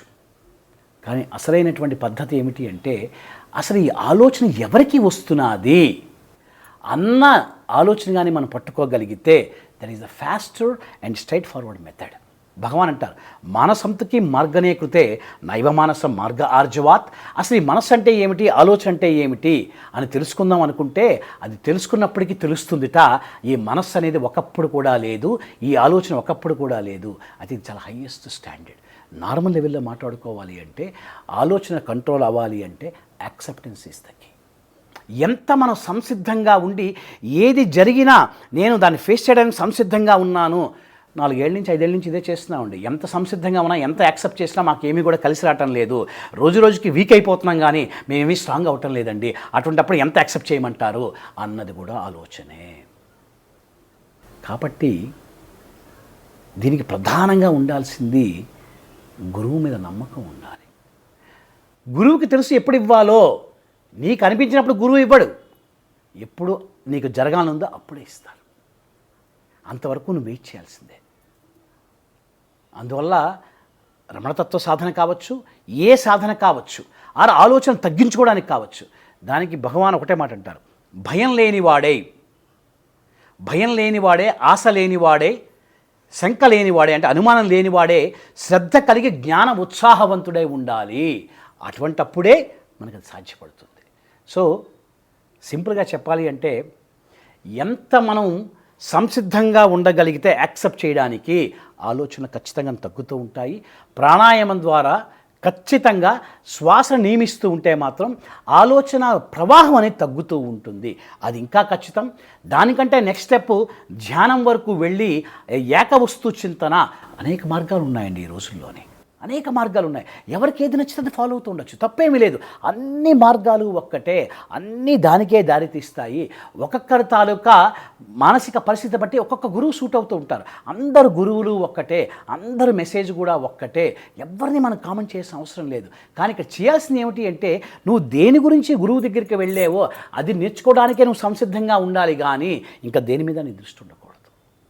మన ఇంట్లో గొడవలు లేవా అండి, మన చుట్టాల గొడవలు లేవా? గురువు దగ్గరికి వెళ్ళి ఎందుకు గొడవల గురించి ఆలోచించుకోవడం? నువ్వు వెళ్ళిన పని ఏదైతే ఉందో అది నేర్చుకొని వచ్చి దాన్ని నువ్వు సాధన చేస్తూ ఉంటే అది నీకు ఉపయోగపడుతుంది. అంతేగాని మీ ఇంట్లో గొడవలు ఉన్నట్టుగా, నీ ఆఫీస్లో గొడవలు ఉన్నట్టుగా గురుకులాల్లోని గురువుల దగ్గర కూడా గొడవలు ఉంటాయి. ఆ గొడవలతో నువ్వు పెట్టుకున్నావు అనుకో, ఇంకా నీకు కాన్సన్ట్రేషను ఇంకా చెప్పాలి అంటే గొడవలు పెరుగుతూ ఉంటాయి కానీ నీకు అందులో కలిసి వచ్చేది ఏమీ ఉండదు. సో ఇక్కడ చెప్పేది ఏమిటి అంటే మనము ఈ తర్కవాదాలకి ఈ మనసుని బయటికి పంపించకుండా మనం ఏ పని మీద గురువు దగ్గరికి వెళ్ళామో దాంట్లో మనకు కావాల్సిన అంశం ఏమైనా ఉందా, నీకు నచ్చలేదు వదిలేసి అక్కడితో మళ్ళీ ఇంకో గురువు దొరికేంత వరకు నువ్వు వెయిట్ చేయి. అంతవరకు నువ్వు ఏదైతే నేర్చుకున్నావో దాన్ని గట్టిగా పట్టుకోవడానికి ప్రయత్నించాలి. అది ఎంత మనం చేస్తూ ఉంటే ఆలోచన తగ్గుతూ ఉంటుంది. ఒక్కటమ్మా కృష్ణవేణి గారు, ఇది చెప్పి నేను కట్ చేస్తాను. విషయం ఏమిటి అంటే ఏ ఆలోచన కావచ్చండి, దేనికి సంబంధించిందండి అయితే మన గురించి, మన ఆరోగ్యం గురించి, భార్య గురించి, భర్త గురించి, పిల్లల గురించి, వ్యాపారం గురించి, ఉద్యోగం గురించి మ్యాక్సిమం ఇవే ఉంటాయి కదా అండి. ఇవన్నీ కూడా జాగ్రత్త అవస్థ అనేటువంటి అవస్థలో ఒక 16 నుంచి 18 గంటలు ఈ దేహానికి జరిగేటువంటి ఈశ్వరునితో నిర్ణయింపబడినటువంటి కర్మలు అనే హయ్యెస్ట్ తత్వం కానీ మనం పట్టుకోగలిగితే, అందుకు భగవాను వారి మదర్కి ఏం మెసేజ్ ఇచ్చారు అంటే ఏది ఎప్పుడు ఎలా జరిగే ఫలితం ఎప్పుడు ఎలా రావాలో అది అలాగే వస్తుంది. కాబట్టి ఇది సత్యము, నువ్వు మౌనంగా ఉండడమే ఉత్తమం ఆ స్టేట్మెంటు చాలా హయ్యెస్ట్ స్టేట్లోంచి వచ్చింది. కానీ జాగ్రత్త అవస్థలో అది ఇంప్లిమెంట్ చేయాలి అంటే అంత సామాన్య విషయం, అంత ఓపిక ఉండదు, అంత పేషెన్స్ ఉండదు, అంత టాలరెన్స్ కూడా ఉండదు. మరి ఆ పాటి పేషెన్స్ టాలరెన్సు మెటీరియల్గా 16 నుంచి 18 జాగ్రత్త అవస్థలో నీకు లేకపోతే ఇంకా హయ్యెస్ట్ తత్వాన్ని మనం ఎలా పట్టుకోగలమండి? ఎంత కష్టంతో కూడుకున్నటువంటిది. అంటే అది ఎవరికో సాధ్యమవుతుందండి. కలియుగంలో మనలాంటి సామాన్యులకి, నార్మల్ జీవితంలో ఉండే వాళ్ళకి అంత పెద్ద పెద్ద మాటలు మనకి ఎందుకండి? అవి ఎవరికో పనిచేస్తూ ఉంటాయి. మనలాంటి వాళ్ళకి ఏదో ఆఫీస్కి వెళ్ళామా, వ్యాపారం చేసుకున్నామా, డబ్బులు వచ్చాయా, పిల్లలకి పెళ్లి చేసామా, వాళ్ళకి మళ్ళీ మనవాళ్ళు పుట్టారా లేదా, మనం ఇవ్వాల్సిన ఆస్తులు ఇవ్వగలిగామా, మనకు ఉన్నటువంటి ప్రాపర్టీస్ పెరిగాయా లేదా, మిగతా వాళ్ళు క్యాన్సర్లు వచ్చేయట, మిగతా వాళ్ళు కోవిడ్లు వచ్చేయట, చాలామంది పోయారు, మనం ఇంకా బతుకున్నాం కదా, ఇలా చేసుకుంటే మనకి సరిపోతుంది. కానీ నన్ను నేను తెలుసుకోవాలి, అసలైన అంటే ఏమిటి, మామూలు నేనంటే ఏమిటి, ఈ మనస్సు అంటే ఏమిటి, మౌనం అంటే ఏమిటి, అంత ఓపిక లేదు, అంత శ్రమ కూడా లేదు. ఎంతోమంది పుట్టారు, పోయారు. మనం కూడా ఎప్పటికైనా పోవాల్సిన వాడమే. ఎవడెక్కడ శాశ్వతం కనుక మనం ఏమీ మన చేతులు లేదండి, అంతా అతను నిర్ణయిస్తాడు. ఇలాగే సగం జీవితం వెళ్ళిపోతూ ఉంటుంది మనకి. అర్ధరాత్రి పడుకుంటే సుషుప్తిలో ఏ ఆలోచన ఉండదు, ఏ గొడవ ఉండదు. అప్పుడు మనం ఎలా ఉన్నామో జాగ్రత్త అవస్థలో కూడా మనం అలాగే ఉన్నాం. తేడా ఏమిటి? అప్పుడు ఆలోచించే మనస్సు లేదు, ఇప్పుడు ఆలోచించే మనస్సు ఉంది. అప్పుడు మనస్సు లేదు కాబట్టి దేహము కనిపించలేదు, సుషుప్తిలో ప్రపంచము కనిపించలేదు, కాలానికి విలువ లేదు. ఇప్పుడు దేహము కనిపించింది, ప్రపంచము కనిపించింది, కాలానికి విలువ ఉంది. అంటే మనస్సు ఉంటే ఇవన్నీ ఉన్నాయి, మనస్సు లేకపోతే అవి ఏమీ కూడా లేవు. కాబట్టి తెలుసుకోవాల్సిన విషయం ఏంటంటే, మనం ఆలోచించే మనస్సు కాదు, కర్మలు చేసే దేహము కాదు. మనం ఏది అంటే అంతటా నిండి నిమ్రికుతున్నటువంటి ఓమ్నిపోటెంట్ అండ్ ఓమ్ని ప్రెజెన్స్ అని పిలువబడే సహజమైనటువంటి వెలిగే హృదయంలో ఆత్మగా భాషిస్తున్నది. అదే మనము. అంటే ఏ మహావాక్యాలు తీసుకున్నా అవే చెప్తాయి, అవి వినడానికి బాగుంటాయి, భగవద్గీత శ్లోకాలు వినడానికి బాగుంటాయి. కానీ ఇంప్లిమెంట్ చేయడానికి వచ్చినప్పటికీ ఒక్కరు కూడా చేయడం చాలా కష్టమమ్మా. ఎందుకంటే అంత శ్రద్ధ లేదు ఈ రోజుల్లో మనకి, అంత పేషెన్సు లేదు, అంత నమ్మకము లేదు. ఎందుకు నమ్మకం ఉండదు అంటే మనకి రిజల్ట్స్ వెంటనే వస్తూ ఉండాలి, వెంటనే రావాలి. అలాగే ప్రాబ్లమ్ మోస్ట్ టఫెస్ట్ సిచ్యువేషన్ మనం ఇప్పుడు ఏం ఫేస్ చేస్తున్నాం అంటే, అదే భగవద్గీత శ్లోకం గురువు గారు ఇద్దరికీ చెప్పారు. వాడు చేస్తే వాడికి కలిసి వచ్చింది, నాకు చేస్తే నాకు కలిసి రాలేదు. నిజం నిజం గురూజీ. అంటే ఆ శ్లోకం వాడికి ఉపయోగపడింది కానీ నాకు ఉపయోగపడలేదు. ఆ కంపారిజన్ ఎప్పుడైతే స్టార్ట్ అయిందో ఆ గురువు మీద నమ్మకం పోతుంది, ఆ మంత్రం మీద నమ్మకం పోతుంది, ఆ ఫ్రెండ్ మనకి ఎనిమిగా తయారవుతాడు, మన స్థానం మనం కోల్పోతాం.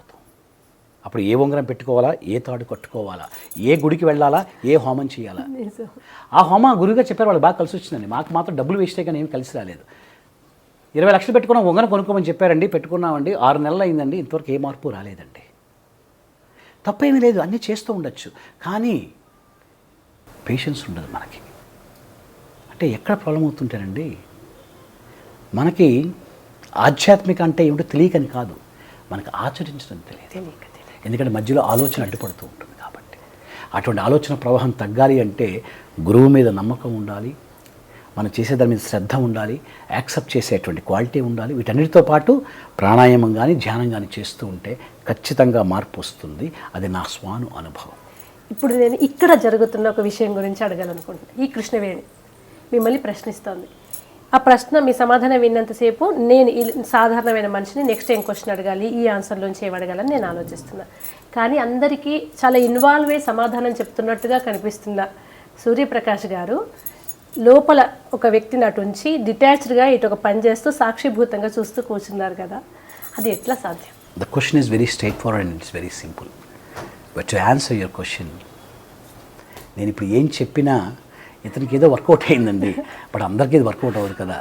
ఓకే, ఇతను వర్కౌట్ అయింది, good luck, all the best, మీరు హ్యాపీగా ఉండండి. మా వర్క్ మాత్రం ఐ థింక్ మేము ఫాలో అయ్యేది బాగుంది అనిపించిందండి మాకు అని ఒక రకంగా ప్రేక్షకులు అనుకోవచ్చు. బట్ ద సింప్లెస్ట్ ఫామ్లో ఏమిటి అంటే, ఏదో ఒక రీజన్ లేకుండా మనం ఇక్కడికి రాము, ఆ రీజన్ కంప్లీట్ అయ్యే మనం తీరుతాం అన్నది ఒక రేంజ్ ఆఫ్ థింకింగ్ అండి. అసలు నిజంగా మనం ఇక్కడికి వచ్చామా, అసలు నిజంగా ఇదంతా జరుగుతున్నదా అనేది నెక్స్ట్ లెవెల్ థింకింగ్. ఇంకొంచెం డీప్గా వెళ్తే, నిజంగా ఈ బాడీ ఉంటే, నిజంగా ఈ వరల్డ్ ఉంటే, ఇప్పుడు కనిపిస్తున్నది బాగానే ఉంది, కానీ డ్రీమ్లెస్ డీప్ స్లీప్లో సుషుప్తి అనే స్టేట్లో నేను ఆడమాక తెలియదు, ఎక్కడ పడుకున్నానో తెలియదు, ఎంతసేపు పడుకుంటానో తెలియదు, ఏమీ తెలియదు, అయినా నేను ఉన్నాను కదా. ఆ ఉన్న నేనికి ఇప్పుడు నేను ఉన్న నేనికి ఏ తేడా లేదు కదా, అంటే మనస్సు లేకుండా, ఆలోచించకుండా, దేహభ్రాంతి లేకుండా కూడా నేను ఉండగలను అని సుషుప్తి అనే అవస్థ నాకు నేర్పించింది. నేను లేచిన తర్వాత కూడా అదే కానీ నేను జ్ఞాపకం ఉంచుకోగలిగితే ప్రతి సెకను కూడా దాన్ని జాగ్రత్త సుషుప్తి అంటారు. అది సాక్షిభూతం కూడా కాదు, ఉండడం. సాక్షిగా ఉన్నాము అంటే మళ్ళీ ప్రత్యేకంగా నేను చూస్తున్నాను అనే భావనలో మనం ఉంటాం. అది కూడా అక్కడ ఉండక్కర్లేదు. ఉండడమే కానీ సాక్షిగా ఉన్నాము. సపోజు కృష్ణవేణి గారు అడుగుతున్నారు, సూర్య అనేవాడు సమాధానం చెప్తున్నాడు. ఈ కార్యక్రమంలో ప్రశ్న అడిగేవారు సమాధానం చెప్పేవాళ్ళు అనేది మామూలుగా కనిపిస్తూ ఉంటుంది. డీపర్ లెవెల్లోకి వెళితే మీరు ఎక్కడి నుంచి ప్రశ్న అడుగుతున్నారో సమాధానం కూడా అక్కడి నుంచే వస్తుంది. అంటే ప్రశ్న అడిగేవాళ్ళు లేరు, సమాధానం చెప్పేవాళ్ళు లేరు. ఇది అంతా అలా జరుగుతున్నది ఆ సమయానికి. కానీ ఈ రెండు దేహాలు ఉంటేనే ఈ కర్మ జరుగుతుంది అనేది ఏమీ కూడా లేదు. దీన్ని డివైన్ ఆటోమేటిక్ యాక్షన్ అంటాం. ఎప్పుడైతే ఈ విషయం మనం అర్థం చేసుకున్నామో, ఓహో నాకు కోటి ఆలోచనలున్నా, ఆలోచన లేకపోయినా దేహం చేసేటువంటి కర్మ, వచ్చేటువంటి ఫలితము మారదు అన్నప్పుడు మరి మనస్సు మీద ఎందుకు నేను ఆధారపడాలి అన్న ఆలోచనగానే పట్టుకోగలిగితే అప్పుడు మైండ్ మీద డిపెండెన్సీ తగ్గుతూ ఉంటుంది, మన మీద మనకి నమ్మకం పెరుగుతూ ఉంటుంది, ఫలితం మీద దృష్టి తగ్గుతూ ఉంటుంది, కర్మ చేస్తున్నప్పుడు కూడా నేను చేస్తున్నాను అనే భావన తగ్గుతూ ఉంటుంది. ఇవన్నీ న్యాచురల్గా ఎప్పుడైతే జరుగుతూ ఉంటాయో ఒక ఆనందం అక్కడక్కడికే మనం అనుభవిస్తూ ఉంటాం. ఎందుకు? Where there is no place for mind, that's where the happiness belongs. ఎక్కడైతే మనస్సు లేదో అక్కడే ఆనందం ఉంది. అది సుషుప్తి అనే అవస్థ మనకు నేర్పించింది. కానీ తెలియకుండా మనకు అక్కడ జరుగుతున్నది. తెలిసి జరిగితే అక్కడ నిజమైన ఆనందం ఉంది. అందువల్ల తెలియకుండా మనం ఆనందం అనుభవిస్తూ ఉంటే దాన్ని నిద్ర అంటారు, తెలిసి అనుభవిస్తూ ఉంటే దాన్ని సమాధి అంటారు. There is no difference between these two అన్నమాట. సో మరొక్కసారి మీరు అడిగిన ప్రశ్నకు సమాధానం ఏమిటి అంటే, మనస్సు మీద ఆధారపడకుండా, ఆలోచన మీద ఆధారపడకుండా నేను దేన్నైనా యాక్సెప్ట్ చేయగలను అన్న ఒక్క ఆలోచన కానీ పట్టుకోగలిగితే, whatever happens today being part of the destiny, I'm ready to accept అనే యాటిట్యూడ్ కానీ మనం డెవలప్ చేసుకోగలిగితే, it's not a overnight journey. కానీ సాధ్యమైందే, అసాధ్యమైంది అయితే కాదు. ఈ యాటిట్యూడ్ డెవలప్ చేసుకోగలిగితే ఇచ్ఛాశక్తి పెరుగుతుంది, క్రియాశక్తి పెరుగుతుంది, అప్పుడు జ్ఞానశక్తి అనేది ప్రవహిస్తుంది. అప్పుడు తెలుస్తుంది నువ్వు ఎప్పుడు కూడా ఇచ్ఛాశక్తివి కాదు, జ్ఞానశక్తివి కాదు, క్రియాశక్తివి కాదు. ఈ మూడిటికి ఆధారమైనటువంటి శాంతి ఏదైతే ఉందో నువ్వు అదే అన్న విషయం. సమాధానం చాలా రకాలుగా చెప్పుకోవచ్చండి. బట్ రమణతత్వ సాధకుడుగా నా ప్రతి ఆన్సర్ కూడా ఆ తత్వానికే దగ్గర ఉంటుంది. కానీ ఎవరినో సాటిస్ఫై చేయడానికి, ఎవరినో కన్విన్స్ చేయడానికి ఇలా చెప్తేనే వాళ్ళకి అర్థమవుతుంది అని కొంచెం మనం 2 స్టెప్స్ దిగి చెప్పచ్చు. కానీ అది వాళ్ళని నిజం వైపు వాళ్ళని తీసుకెళ్ళదు కాదు కదా. వాళ్ళు సాటిస్ఫై అయిపోయి మనం అనుకుందే కరెక్టు అని అక్కడితో ఆగిపోతారు. అప్పుడు దానివల్ల ఈ ఇంటర్వ్యూకి అర్థం ఉండదు, మీ సమయం వేస్ట్, మన మెసేజ్ కూడా సరిగ్గా కమ్యూనికేట్ చేయని వాళ్ళం అవుతాం. ఇది సాధ్యమైనదే, అసాధ్యం కాదు. చేసి మనం ప్రయత్నించాలి. ప్రయత్నం లేకుండా ఏదీ జరగదు. ప్రయత్నంతోనే ఏదైనా జరుగుతుంది. మనం ప్రారంభిస్తే ఒక అడుగు మనం ముందుకు వేయగలం. సో ఈ ఇంటర్వ్యూ ద్వారా చెప్పవలసిన ఒకటే ఏమిటి అంటే, ఏ మనిషి జీవితం కూడా పోల్పపాను కాదు. It's not a bed of roses. There is a invisible thorns చాలా ఉంటాయి. ఆ ముళ్ళు గుచ్చుకుంటూ ఉంటాయి. కానీ మనం చేయాల్సింది ఏమిటి? అది కూడా పార్ట్ ఆఫ్ ది డెస్టినీ. అందుకే ఒక్కడిని జ్ఞాపకం ఉంచుకోండి, దేహం ఎప్పుడు కూడా నాకు కష్టం వచ్చింది కర్మ చేస్తుంటే అని చెప్పదు, ఆలోచించే మనస్సే చెప్తుంది. దేహం ఎప్పుడు నాకు కష్టం వచ్చిందని చెప్పదు, మనసు చెప్తుంది నీ కష్టం వచ్చింది అని చెప్పి. ఇప్పుడు చేయాల్సింది ఏమిటి అంటే, ఏదైతే మనం పెయిన్లో ఉన్నాం అనుకుంటున్నామో ఆ పెయిన్ గురించి ఏదైతే మాట్లాడుతుందో దాన్ని కానీ మనం షట్ చేయగలిగితే పెయిన్ ఆటోమేటిక్గా తగ్గుతుంది. అది చేయాలి అంటే యాక్సెప్టెన్స్, యాక్సెప్టెన్స్, యాక్సెప్టెన్స్. అది రావాలి అంటే పేషెన్స్, టాలరెన్స్, గురువు మాట మీద నమ్మకం. ఏ గురువైనా కావచ్చు, అది మనకు అనవసరం.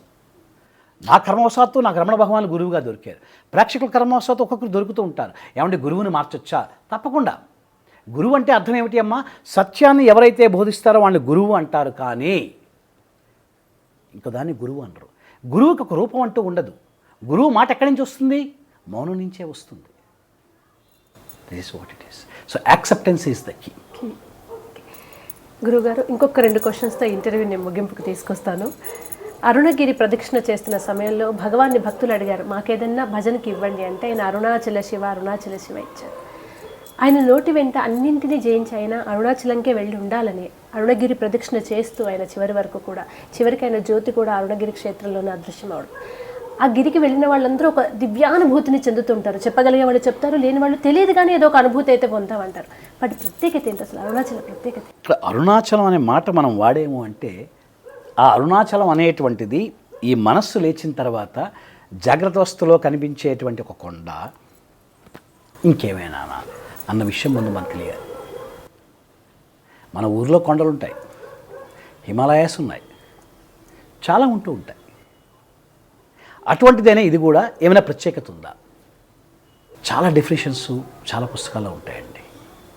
కానీ భగవాన్ చెప్పినటువంటి అరుణాచలం అంటే ఏమిటి అంటే, దేన్ని ఆధారంగా చేసుకొని అన్నీ ఉన్నాయో దాన్ని అరుణాచలం అంటాం. దేన్ని ఆధారంగా చేసుకొని అన్నీ ఉన్నాయో, అన్నీ అనే దాంట్లో మీరు ఏదైనా పెట్టుకోవచ్చు. You can put Galaxy, Milky way, the universe, the humans, the animal Kingdom, vegetable Kingdom, you name it, everything comes under into. ఏదైనా కావచ్చు. అన్నిటికీ ఆధారమైన దాన్ని అరుణాచలం అంటాం. ఆర్ ఒకప్పుడు పుట్టనటువంటిది, ఎప్పటి నుంచో ఉన్నటువంటిది, దాన్ని అరుణాచలం అంటాం. ఇది ఒరిజినల్ మీనింగ్. ఇకపోతే 16 to 18 అవర్స్ జాగ్రత్త అవస్థ వరకు వచ్చినప్పుడు మనం బాడీ అనుకున్నప్పుడు ఇక్కడి నుంచి బాడీ ట్రావెల్ చేసి ట్రైనో, ఫ్లైటో, బస్సో, ఆటో ఎక్కడో దిగి గిరిప్రదక్షిణ ప్రారంభించినప్పుడు ఆ 14 కిలోమీటర్లు మనం నడిచేటప్పుడు ఈ దేహం అనేది ఎక్కడి నుంచో ప్రయత్నించి వచ్చి ఇక్కడ ఉంది, ఇది గిరిప్రదక్షిణ చేస్తున్నది ఆ కొండ చుట్టూరా. తప్పేమీ లేదు. కానీ ప్రదక్షిణ చేసేటప్పుడు నువ్వు దేహాన్ని వాడుతున్నావా, మనస్సుని వాడుతున్నావా అనేది మనం చూసుకోవాలి. కర్మవశాత్తు దేహం తిరగాలి అంటే తిరుగుతుంది, కానీ దేహం అనేది ఆ కొండకి అట్రాక్ట్ అవ్వటం లేదు. ఎన్నో ఆలోచనలతో అరుణాచలం అడుగుపెట్టిన వాడికి ఈ గిరిప్రదక్షిణ చేసే సమయంలో మనస్సు అనేది ఆలోచించడం అనేది న్యాచురల్గా ఎటువంటి ప్రయత్నం లేకుండా ఆగుతుంది. ఇందాక మీరు అడిగారు ఆలోచన ప్రవాహం తగ్గాలంటే ఏం చేయాలి గురువుగారు అని చెప్పి. ఆలోచన ప్రవాహం తగ్గాలి అంటే సహజంగా ఎక్కడైతే మనస్సు ఆలోచించకుండా దాని విజృంభణలు ఆగుతాయో అది అరుణాచలం భగవాన్ అన్నారు. అంటే ఒక్క అరుణాచలంలో అవుతుందండి అలా అని ఏమీ లేదు. ప్రతి క్షేత్రం గొప్పదే, ప్రతి స్థలం గొప్పదే. కానీ క్షేత్రాలు ఇవన్నీ దేనికి ఆధారంగా ఉన్నాయి, దాన్ని మనం అరుణాచలం అంటున్నాం. ఇక్కడ విషయం ఏమిటి అంటే 14 కిలోమీటర్లు గిరిప్రదక్షిణ చేసేటప్పుడు ఎందుకు అందరూ కూడా ఒక విధమైనటువంటి బ్లిస్ని ఎక్స్పీరియన్స్, ఒక గ్లిమ్స్ ఎందుకు వస్తుంది అంటే మనోప్రవాహం అనేది మన ప్రయత్నం లేకుండా న్యాచురల్గా తగ్గుతుంది. అందువల్ల ఎప్పుడైతే మనోప్రవాహం తగ్గిందో న్యాచురల్గా మనకి హ్యాపీనెస్ అనేది అక్కడ బ్లిస్ మనం ఫీల్ అవుతూ ఉంటాం అన్నమాట. కానీ విషయం ఏమిటి అంటే ప్రతిసారి అరుణాచలం వెళ్ళి గిరిప్రదక్షిణ చేసి వచ్చిన తర్వాత చేయడానికి ముందు వీడు ఎలా ఉన్నాడో అంతా అయిపోయి ట్రైన్, బస్సు, ఫ్లైట్ మళ్ళీ ఎక్కువ ఊరు వచ్చేసిన తర్వాత అదో 2 రోజులు 3 రోజులు ఉండి 4వ రోజు నుంచి మళ్ళీ మామూలు అయిపోయాడు అనుకోండి, అప్పుడు అరుణాచలం మీద కూడా నమ్మకం పోతుంది.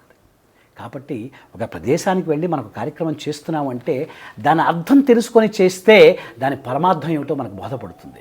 లేదు అనుకుంటే తాత్కాలికంగా మాత్రమే అది ఉపయోగపడుతుంది. సో ఇక్కడ అరుణాచలం ఈజ్ నథింగ్ బట్ అన్నిటికీ ఆధారభూతమైన దాన్ని అరుణాచలం అంటాం. అది శివాని పేరు పెట్టుకుంటామా, ఏ పేరు పెట్టుకున్నా మేము పిలుచుకోవచ్చు, అది మన తాలూకా ఇండివిజువల్ ఒపీనియన్ బట్టి ఉంటుంది. But this is what the actual meaning. దేని మీద ఆధారపడి సర్వ విశ్వము కూడా నడుస్తున్నాదో దాన్ని అరుణాచలం అంటాం. 16 నుంచి 18 గంటల్లో అది రాయితో కూడుకున్నటువంటి ఒక కొండ. ఎందుకంటే మనకి దేహభ్రాంతి అనేటువంటిది ఒకటి తయారైంది కాబట్టి. అదే జాగ్రత్త అవస్థను దాటి, స్వప్నావస్థను దాటి, సుషుప్తి అనే అవస్థను దాటి, అవస్థాత్రయాన్ని దాటి తురియాతి తురియంలోని అరుణాచలం ఏమిటి అంటే నువ్వే అరుణాచలము. అంటే అర్థం ఏమిటి? నువ్వే అరుణాచలం అంటే అర్థం ఏమిటి? నేను అరుణగిరికి ఎప్పుడూ అన్యంగా లేను, నేను దానిగానే అయ్యున్నాను అన్న భావన మనకు అక్కడ కలుగుతుందమ్మా. This is what it is. అందుకు భగవాన్ అంటారు ఎప్పుడు కూడా నువ్వు అరుణాచలానికి అన్యంగా లేవు, దానిగానే అయ్యున్నావు అంటారు. అంటే ఈ స్టేట్మెంట్ చాలా పెద్ద స్టేట్మెంట్. నేను ఎక్కడి నుంచి ఇది మాట్లాడుతున్నాను అంటే ఒరిజినల్ అరుణాచలం అనే దాని గురించి మనం మాట్లాడుతున్నాం. కానీ జాగ్రత్త అవస్థలో ఉండే అరుణాచలం అనేటువంటిది అదొక కొండే, దాని చుట్టూ గిరి ప్రదక్షిణ చేస్తాం, వెళ్ళిన ప్రతి ఒక్కరికి అనుభూతి కలుగుతుంది, మళ్ళీ మళ్ళీ వెళ్ళాలని అనిపిస్తూ ఉంటుంది, వెళ్ళొచ్చిన ప్రతిసారి కూడా అనుభవం పెరుగుతూ ఉంటే అంతర్ముఖ ప్రయాణానికి అది దారితీస్తుంది.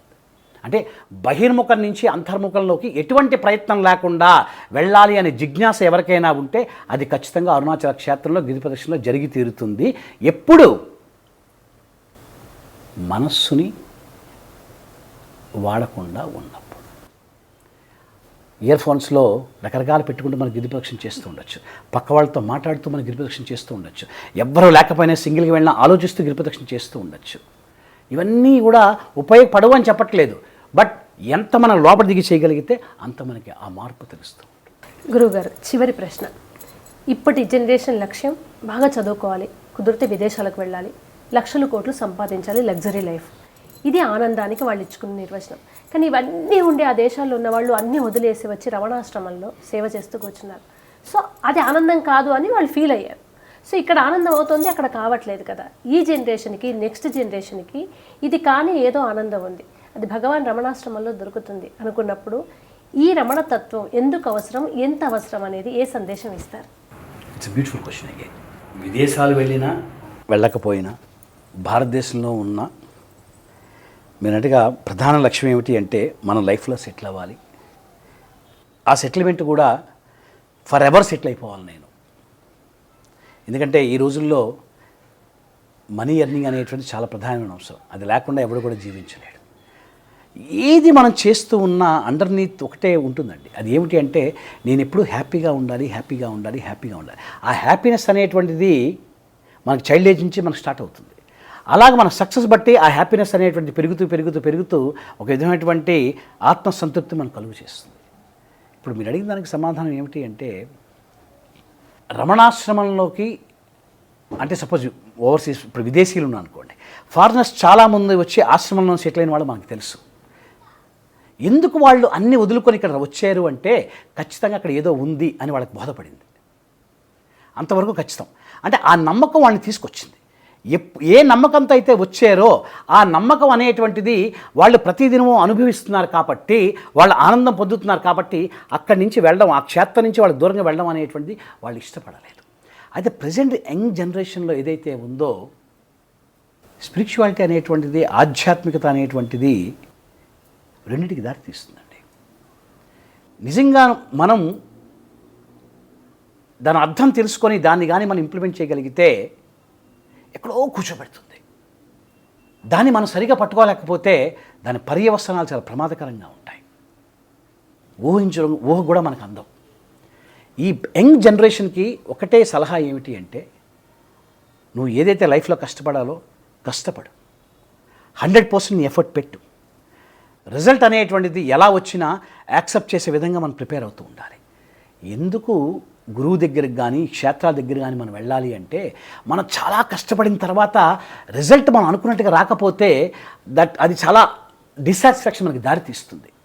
అటువంటప్పుడు ఒక గురువు దగ్గర కానీ ఒక క్షేత్రం కానీ వెళ్ళినప్పుడు సత్యం గురించి వాళ్ళు మాట్లాడతారు కాబట్టి, ఓహో నీ ప్రయత్నం నువ్వు చేసేవి నాయన, ఫలితం మాత్రం నీ చేతుల్లో లేదు అన్న స్టేట్మెంట్ని మనం తీసుకునేటువంటి మెంటల్ కెపాసిటీ మనకు ఉందా లేదా అన్న దాన్ని బట్టి ఆ క్షేత్రం తాలూకా విజిట్ మనకు హెల్ప్ అవుతుంది. ఆ స్టేట్మెంట్ని మనం తీసుకునే కెపాసిటీ మనకు ఉందనుకోండి, వెంటనే నీకు హ్యాపీనెస్ వస్తుంది. ఓకే, ఇప్పుడు కాకపోతే నెక్స్ట్ టైం మళ్ళీ ట్రై చేస్తాను, ఇప్పుడు కాకపోతే మళ్ళీ నేను నెక్స్ట్ టైం ట్రై చేస్తాను, ఖచ్చితంగా నేను సక్సెస్ అవుతాను అనే దానికి మనకి ఇచ్ఛాశక్తికి ఇవ్వడానికి ఆ ఎనర్జీ అనేది ఉపయోగపడుతుంది. ఆ స్టేట్మెంట్ మనకి సరిగా తీసుకోలేకపోయామనుకోండి, ఆ క్షేత్రం కావచ్చు, ఆ గురువు కావచ్చు, మనకు నమ్మకం పోతుంది, మళ్ళీ మనకు వెళ్ళబుద్ధి అవ్వదు. ఎవరైనా వెళ్తాను అని చెప్పినా మనం వాళ్ళని పంపించాం, మాకేమీ కలిసి రాలేదండి, ఎవరో చెప్పారు కానీ మాకు కలిసి రావట్లేదు. ఇక్కడ విషయం ఏమిటి అంటే, మన సత్యాన్ని ఎంతవరకు గట్టిగా పట్టుకోగలము అన్న దాని మీదే మన మెంటల్ కెపాసిటీ డిపెండ్ అయి ఉంటుంది. ఇప్పుడు ఏదైనా కావచ్చు, ఒక మనిషి సపోజ్ పిల్లలతో ఐఐటీస్ కావచ్చు, ఎన్ఐటీస్ కావచ్చు, లేదా బయటికి వెళ్ళి పెద్ద పెద్ద యూనివర్సిటీలో చదువు కావచ్చు, ఇవన్నీ కూడా వెళ్ళాలి అంటే నిరంతర శ్రమతో పాటు ఒక నమ్మకం అనేది కూడా ఉండాలి. నమ్మకం రెండు రకాలుగా ఉంటుంది కృష్ణవేణి గారు. ముందు వాడిని నమ్మాలి, నాకు ఆ కెపాసిటీ ఉంది, నేను ఖచ్చితంగా ర్యాంక్ తెచ్చుకుంటాను. ప్లస్ ఇంకో నమ్మకం ఏమిటి అంటే, ఒక అతీతమైన శక్తి కూడా నాలో ఉండి పనిచేస్తున్నది, ఆ శక్తికి తెలుసు నన్ను ఎలాగా దీని మీదకి నన్ను ఎలా పంపించాలి, ఈ మార్గంలో నన్ను ఎలా ప్రవేశపెట్టాలి.